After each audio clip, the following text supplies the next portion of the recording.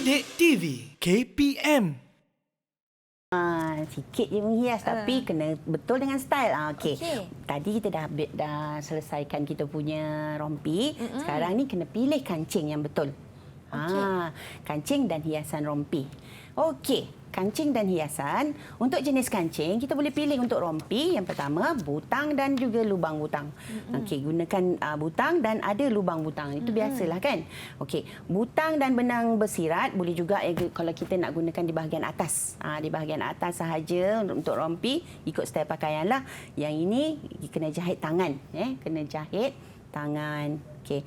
Kemudian butang dan rulo. Yang ini kalau kita tengok butang dan rulo ini gunakan kain fabrik yang kita potong secara serong. Dan kita jadikan dia sebagai kancing.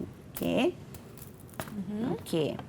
Dan last sekali yang terakhir adalah rebin ataupun kita gunakan tali. Yang ini rebin atau tali, gunakanlah rebin apa atau tali apa-apa yang sesuai dengan style pakaian yang kita pilih. Okey, jadi yang contoh rebin. Kalau untuk rebin dengan rebin ni dia bertemu di hujung saja. Tapi kalau untuk butang dan lubang butang dia bertindih. Okey. Okey, untuk hiasan ni pula. Apa yang kita boleh hiaskan? Okey, ini yang mudahlah Bila kita nak buat rompi, boleh kita hiaskan dengan kun ataupun binding tape.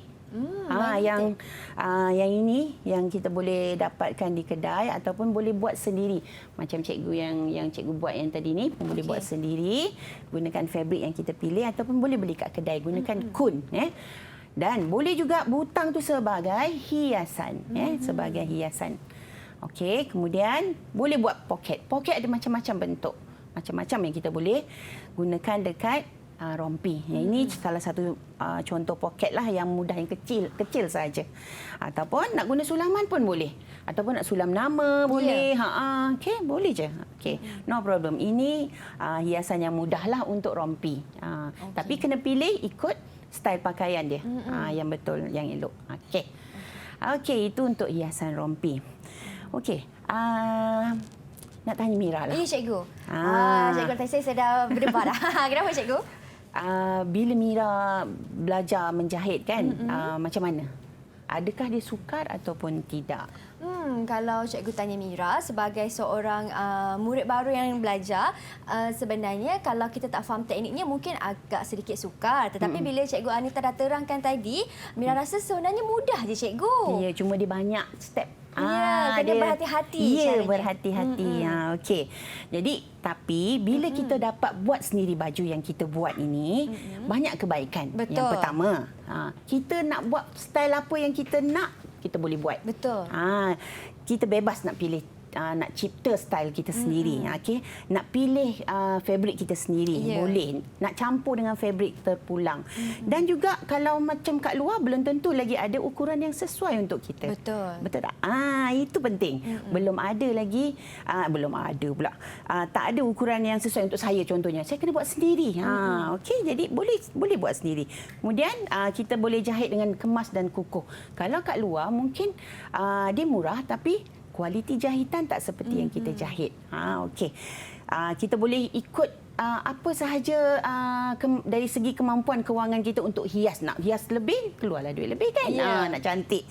Okey, jadi boleh ubah suai ikut kemampuan kewangan kita. Kemudian, jimatkan kos jahitan. Okey. Kenapa cikgu kata jimatkan kos jahitan?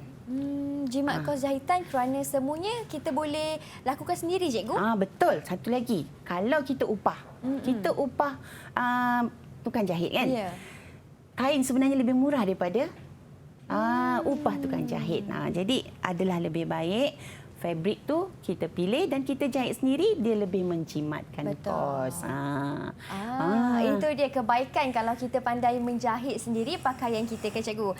Kalau pandai buat rompi lagilah senang, terutama sekali untuk murid-murid sendiri di sekolah kan cikgu. Betul.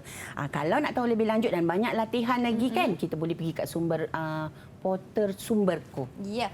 Okey, jadi murid-murid di rumah kalau yang ingin mendapatkan lagi pemahaman ataupun pengukuhan mereka, mereka boleh dapatkan latihan di mana cikgu? portal Sumberku. Okey, di portal Sumberku KPM seperti yang tertera di kaca TV anda semua. Di situ mungkin anda boleh dapatkan lagi lah bahan rujukan untuk mengukuhkan lagi pemahaman. Okey cikgu. Dan untuk hari ini cikgu, memandangkan kita pun dah sampai ke penghujung kelas kita cikgu. Rompi saya pun dah siap. Saya pun dah boleh masuk bertanding lah esok. Cantik rompi saya. Menang ni kan. Okey, cikgu bagaimana kesimpulan pada pembelajaran kita pada hari ini? Okey. Bila kita pandai menjahit, kita dapat kurangkan kos dan kita pilih style kita sendiri. Di samping kemahiran yang kita ada tu, kita boleh pelbagaikan apa yang kita nak buat melalui jahitan. Jadi belajarlah jahitan. Betul. Okay. Belajarlah jahitan. Kerana menjahit itu merupakan satu teknik ataupun kemahiran. Ya, kemahiran tu penting sekarang. Betul. Dan cikgu, saya Jimat sebagai murid baharu dalam kelas cikgu ni, bagaimana cikgu pentafsiran keseluruhan saya pada hari ini? Bagus Mira. Tadi masa Mira buat potong fabrik, betul. Tapi ada sedikit kesilapan, Mira dah betulkan? Betul. Boleh dapat dah tu. Markah 5 bintang untuk Mira. 5 bintang untuk saya. Alhamdulillah. Terima cara kasih potong, cikgu. Ya. Cara potong pun betul cikgu Betul. Dah ditegur, betul lah tadi. Bagus Mira. Terima kasih cikgu Anita. Cepat belajar. Didik TV KPM